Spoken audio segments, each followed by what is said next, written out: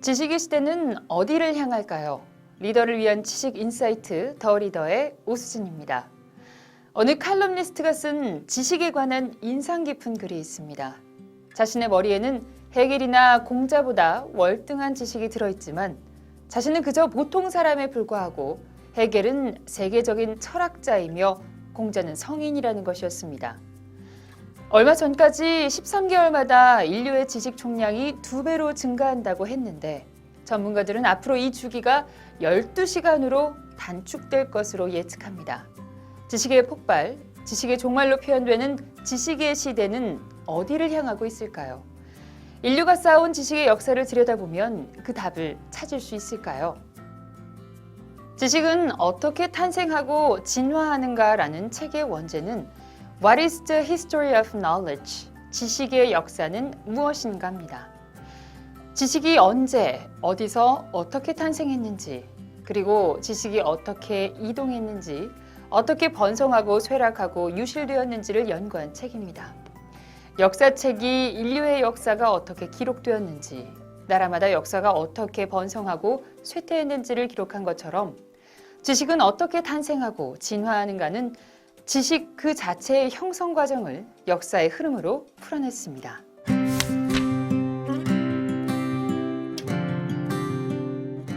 저자가 지식의 역사를 탐구하게 된 이유는 무엇일까요? 저자인 피터 버크는 영국 케임브리지대 종신석학 교수이자 21세기의 유럽에서 가장 널리 인정받는 영향력 있는 역사학자 중 한 사람입니다.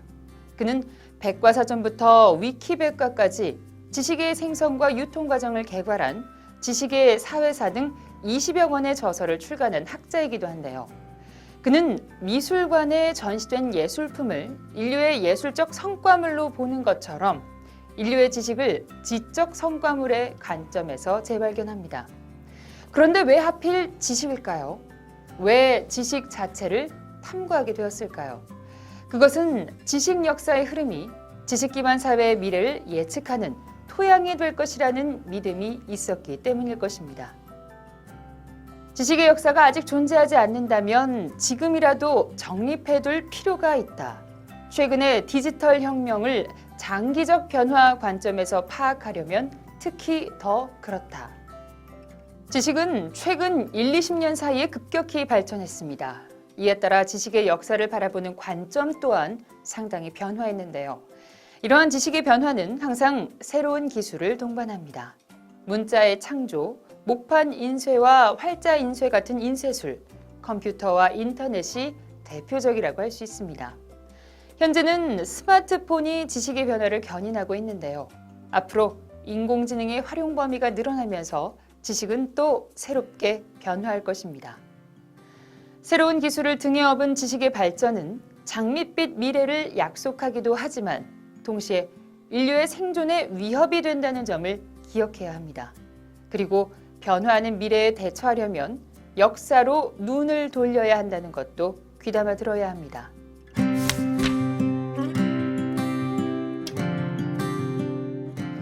지식이란 무엇인가? 이 질문이 철학적 물음으로 여겨지겠지만 저자는 지식 역사학자의 관점에서 새롭게 해석을 합니다. 먼저 정보와의 비교입니다. 1934년에 쓴 토머스 스턴트 엘리엇의 희곡 바위에는 지식 중에서 우리가 잃어버린 지혜는 무엇인가? 그리고 정보 중에서 우리가 잃어버린 지식은 무엇인가? 라는 대목이 나옵니다. 정보와 지식 둘 다 유용은 하지만 서로 다른 개념으로 볼 수 있는데요. 정보는 날 것인 상태, 지식은 익힌 상태라는 은유로서 정보와 지식을 구분할 수 있습니다. 이렇게 정의한 지식은 지식에서 지식들로 옮겨가고 있다라는 피터 드러커의 말처럼 지식의 복수 형태로 확장됩니다. 지식은 한 문화 내에서도 순수 지식과 응용 지식, 추상적 지식과 구체적 지식, 명시적 지식과 암묵적 지식 등으로 다양하게 구분할 수 있습니다. 최근 지식 문화라는 표현에서도 알 수 있듯이 서로 다른 여러 지식이 공존하며 경쟁하고 또 갈등을 일으킬 수 있다는 점에서 지식의 실천법과 방법론, 가정, 조직화와 교육 방법에 대한 제시는 지식들에 대한 체계적인 대응이라 할 수 있습니다. 그리고 지식의 역사 연구에서 자주 등장했던 용어와 키워드를 중심으로 각각의 정의와 활용법, 사용되기 시작한 역사적 배경을 살피는 과정은 역사를 이해하는 데 도움이 됩니다. 예컨대 권위와 독점은 지식이 공평하게 대우받지 못하는 상황을 말합니다. 소위 말하는 국가, 대학, 교회와 같은 기관이 특정 지식을 인정하거나 거부할 권위를 가진 것입니다. 중세 종교재판, 스탈린 치하의 러시아나 히틀러 시대의 독일 같은 권위적 국가 사례가 대표적입니다. 프랑스 사회학자 피에르 부르디웨가 그에 져서 학문적 인간의 남작이라 불리던 학자들이 교수직 임명권, 또 연구비 분배, 연구 허락권을 쥐고 통제했던 일을 기록했는데요.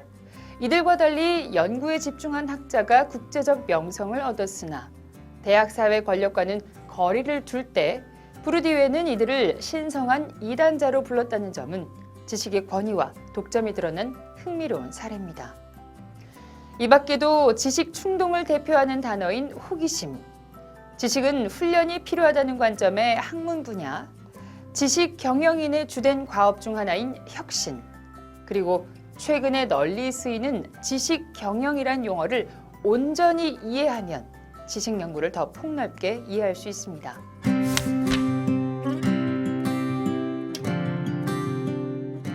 그렇다면 지식은 어떤 단계를 거쳐 탄생하고 진화할까요?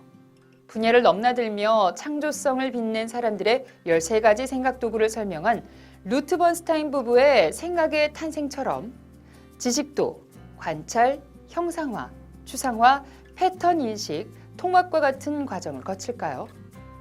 저자는 지식은 이보다 훨씬 간결한 4단계의 생산과 유통 단계를 거친다고 말합니다.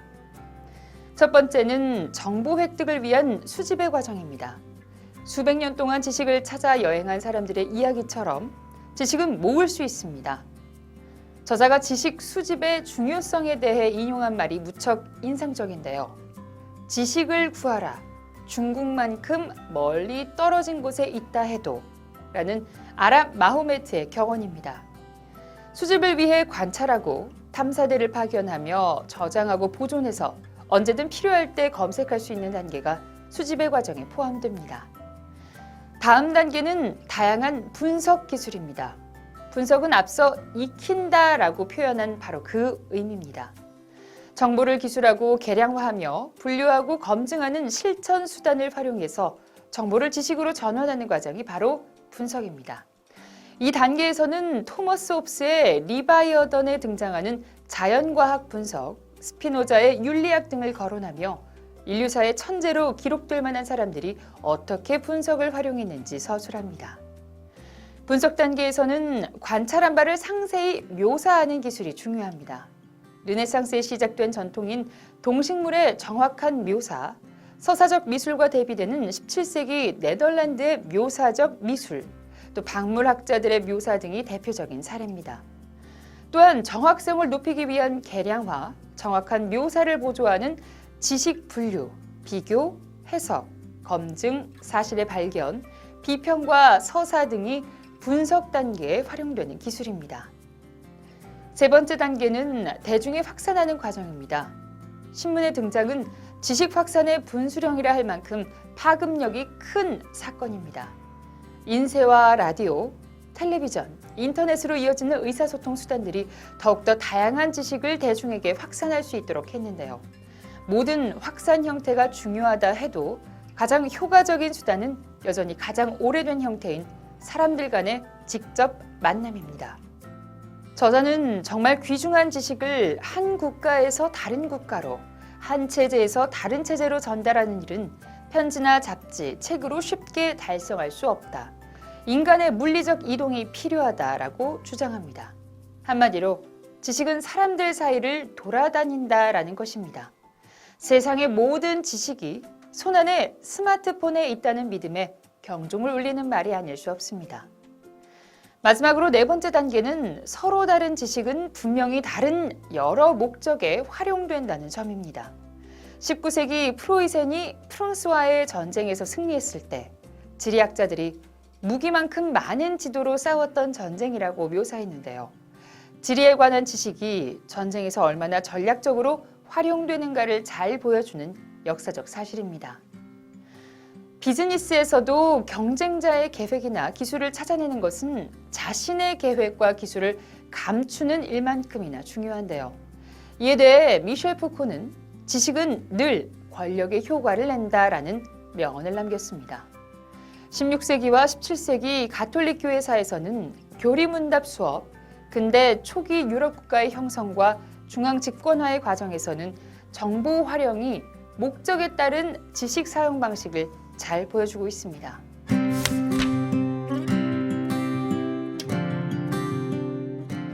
그렇다면 지식의 역사로부터 지식의 미래는 어떻게 예측할 수 있을까요? 먼저 지식의 역사로부터 향후 몇십 년 동안을 세 가지 방향으로 접근해 본다면 전지구적 접근, 사회적 접근, 초장기적 접근으로 나눌 수 있습니다. 첫째는 인도나 중국 같은 특정 지역 연구나 서구 지식 확산 또는 식민주의 관련 논의와 같은 제한적인 영역에서 전 지구적 관점으로의 전환이 일어나는 데 초점을 맞춥니다. 둘째는 선거나 저항운동과 같은 아래로부터의 지식 활용으로 접근합니다. 셋째, 초장기적 접근은 인류 전체가 화합하는 방향으로 진전되는 학습에 무게를 둡니다. 이러한 변화와 방향의 전환은 인류와 함께 발전해온 지식의 역사가 흐르는 자연스러운 방향일 것입니다. 그러나 지식의 방향이 역사학자들의 흔한 주장처럼 지금까지 해왔던 모든 예측과 다를 것이라는 점 또한 간과할 수 없습니다. 그런데도 지식의 역사는 새로운 기술을 통해 함께 발전해왔고 앞으로의 발전은 지금까지의 발전보다 더 빠르고 넓게 확장될 것이며 우리는 지식의 급격한 변화 속에 살게 된다는 사실은 분명합니다. 따라서 어떤 새로운 경향이 나타날지라도 그것이 무엇이든 지식사회 구성원인 우리의 지식에 관한 관심은 더욱 커질 것입니다. 알파고가 사람의 바둑 지능을 능가하고 인공지능 왓슨이 의사보다 정확한 진단을 한다고 놀랐던 기억을 떠올려 보십시오. 지식이 진화하는 방식이 이전에는 상상할 수 없는 놀라움을 안겨주고 있지만 우리는 지식의 변화보다 더 지능적으로 활용 방법을 찾아내고 있습니다. 겉으로는 지식이 폭발하여 종말로 치닫는 것처럼 보이지만 인류는 더 빠른 속도로 지식을 활용하고 통제해가며 지식 기반 스마트 사회를 만들어 나가는 중입니다.